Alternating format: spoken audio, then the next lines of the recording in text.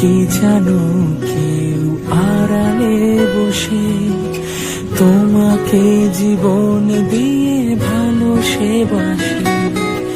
তুমি কি জানো কেউ আড়ালে বসে।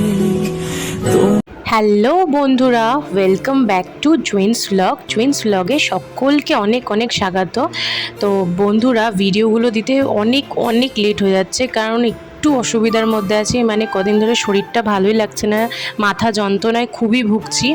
তো সেই কারণে ভিডিও এডিট করতে গেলে ধরো সময় দিতে হবে, তো সেই সময়টাই পাচ্ছি না, আর ভিডিও করারও সময় পাচ্ছি না। আজ কিন্তু 2-3 সপ্তাহ হয়ে গেছে আমি কিন্তু ভিডিও করিও না। আর এই ভিডিওটা কিন্তু 8 মের, মানে যেদিনকে রবীন্দ্র জয়ন্তী ছিল সেদিনকে কিন্তু 25শে বৈশাখের দিন এই ভিডিওটা তোলা আজকে আমি তোমাদের সাথে শেয়ার করছি। তো আশা করছি তোমাদের ভিডিওটা ভালো লাগবে। তোমরা অবশ্যই আমাকে অনেক সাপোর্ট করবে, আমি জানি তোমরা আমাকে অনেক ভালোবাসো। তো চলো বন্ধুরা, তোমাদেরকে নিয়ে স্টার্ট করছি এই ব্লগটা। বড়দের প্রণাম জানিয়ে আর ছোটদের অনেক ভালোবাসা জানিয়ে এই ব্লগটা স্টার্ট করলাম। তো সকাল চলে এসেছি রেডি হয়ে। তো সকলে বলেছিল, প্ল্যান করেছিল শাড়ি পরবে, কিন্তু কেউ শাড়ি পরেনি। কিন্তু আবার কেউ আমরা শাড়ি পরেছি, যারা দূরে স্কুটি করে আসেন বাচ্চাদের দিতে। এটা মাম্মামেনদের স্কুলের, মানে আমার মেয়ের স্কুলে ফার্স্ট প্রোগ্রাম আমি দেখতে যাচ্ছি। তো ভীষণ এক্সাইটেড। হয়তো আমার মেয়ে এখনও পার্টিসিপেট করেনি, বিকজ সে তো নার্সারিতে পড়ে, কিন্তু তাকে দেখানোটা আমার কাছে মনে হয় বড় একটা ব্যাপার। কেন স্কুলের সবটুকুনি যা হবে সেটাও দেখা, এটা দেখে অনুভব করা, শেখা কিছু, এই জিনিসটা শেখানো আমার কাছে খুব ইম্পর্টেন্ট বলেই কিন্তু আমি আজ মেয়েকে নিয়ে ছুটে এসেছি সব কাজকর্ম ফেলে দিয়ে বাড়িতে। তো এদিকে দেখো কত ছোট মেয়েরা কিন্তু সব সেজে গুজে ডান্স পারফরমেন্স করলো, যেহেতু 25শে বৈশাখ। তো 25শে বৈশাখে রবীন্দ্রনাথ ঠাকুরকে নিয়ে সমস্ত কিছু হবে, তো সেটাই হচ্ছিল। আর এদিকে কিন্তু সব মানে মেয়েরা, আমরা যারা মায়েরা প্ল্যান করেছিলাম শাড়ি পরবো, তো সেরকম মতেই শাড়ি পরে এসেছি। তারা দূর যাত্রী আর দূরের থেকে আসে গাড়ি করে, অবশ্যই বাচ্চা নিয়ে আসতে খুব সমস্যা। তো শাড়ি পরে সবাই আজকাল কমফোর্টেবল না, তো সেই কারণে কিন্তু সবাই পরেনি, কেউ আমরা কাছে পরেছি। তারপরে দেখো এক করে কিন্তু পারফরমেন্স স্টার্ট হয়ে গেছে। এদিকে এই হলুদ শাড়ি পরে মেয়েটা কিন্তু খুব সুন্দর পারফরমেন্স করেছে, আমার তো ভীষণ ভালো লেগেছে। তারপরে এদিকে এক করে হচ্ছিল পারফরমেন্স, আর মাম্মাম কিন্তু এদিকেও দাদার সাথে এই সামনে বসার জায়গাগুলো ছিল বাচ্চাদের, ওরা ওইদিকে বসে আছে আর আমার কাছে আসছিল না। তো অনেকক্ষণ পর জল তেষ্টা পেয়েছে বলে কিন্তু চলে এসছে আমার কাছে। তারপর আমাকে বলছে, মা আমি একটু জল খাবো, তুমি জল দাও। তো আমি বললাম ঠিক আছে, তুমি জলও খাও আর কিছু খেয়ে নাও, কারণ অত সকালবেলায় 7টা 15 থেকে 8টার থেকে আরম্ভ হয়েছিল, তো কিছু তেমন খেয়ে আসিনি। সকালবেলায় খাওয়ার নাম শুনলে ওর কান্না পায়। আর এইদিকে দেখো মাম্মামের ফ্রেন্ড আর ফ্রেন্ডের মাম্মি বসে আছে, ওইদিকে আর একটা ফ্রেন্ডের মাম্মি ওর পাশে, মানে সবাই আমরা কিন্তু একটা গ্রুপ, আমরা মহিলা মণ্ডল আর তার সাথে আমাদের বাচ্চারা। তো দেখে ভালোই লাগছে, আই থিঙ্ক তোমাদের সবারই। তো দেখো এদিকে কিন্তু মাম্মামের খিদেও পেয়েছে, তার জন্য বললাম তুমি একবারে কেক বিস্কিট খেয়ে জল খেয়ে তারপরে যাবে। হ্যাঁ, তারই মাঝখানে কিন্তু বর মশাই আবার ফোন করেছে, আর এদিকে বলছে দেখাও দেখি। মানে ও স্বাভাবিক ব্যাপার, আমাদের মতন যারা ফৌজি, তারা কি বাচ্চাদের অনেক কিছুই মিস করে বলো। তো সেইগুলো কিন্তু আমাদের ফৌজানদের দায়িত্ব, তাদেরকে ক্যাপচার করে দেখানো, ফোনে ক্যাপচার করে, যতই দূরে থাকো। তো সেটাই কিন্তু ফোনে ক্যাপচার করে আমি দেখাচ্ছিলাম। ভিডিও কলে বলছিল ভালো দেখা যাচ্ছে না, তাই কিন্তু ভিডিওগুলো পরে পাঠিয়ে দিয়েছি।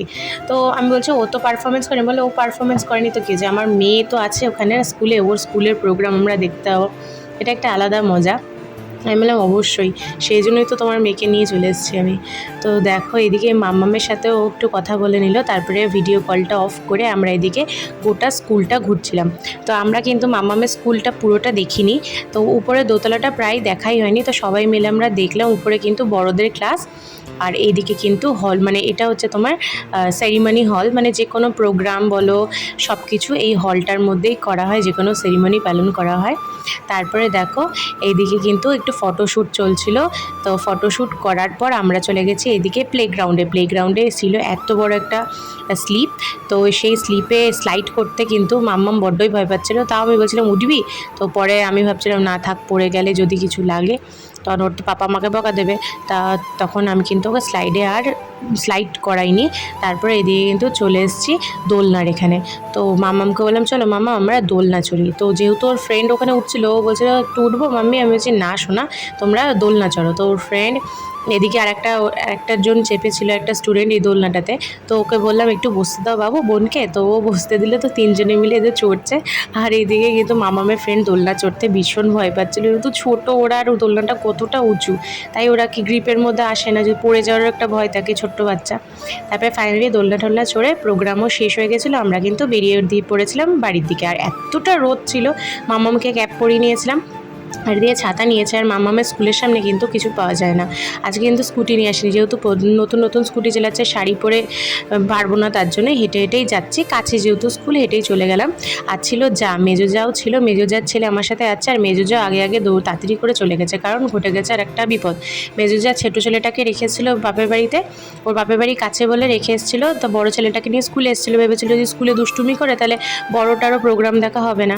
তো এই ভেবেই বাপের বাড়িতে দিয়েছিলো, এতে ওর কোনো প্রবলেম না হয় ছোটোটা, কিন্তু সেই প্রবলেমই হয়েছে। ও একটু খেলতে গেছে দিদুন বাড়ি মামা বাড়ির সামনে, যেহেতু রাস্তাটা খারাপ, পড়ে গিয়ে হোঁচট খেয়ে পাথরে এই যে ফুটো ফুটো হয়ে গেছে, দেখো কপালটা ফুলে কি অবস্থা যাচ্ছে। তাই যেহেতু একটু চঞ্চল বলে ও কিন্তু ভীষণ বিপদের মাঝখানে যায়, তো এই নিয়ে কিন্তু ওর মা ভীষণ টেনশনে থাকে। তো কিছু তো করার নেই, এখন হয়ে গেছে, যাই হোক অল্পের উপর দিয়ে গেছে বলে রক্ষা।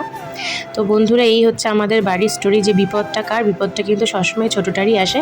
তবে বাড়িতে নিয়ে এসেছিলো বড় বড় তেলাপিয়া মাছ, আর চলে গেছি রান্নার কাজে। তো বন্ধুরা, ভিডিওটা এইটুকুনি, তোমাদের সাথে এর থেকে বড় ভিডিও আর শেয়ার করিনি, কারণ ভাবছি এবার থেকে ছোটো ছোটোই ভিডিও করব।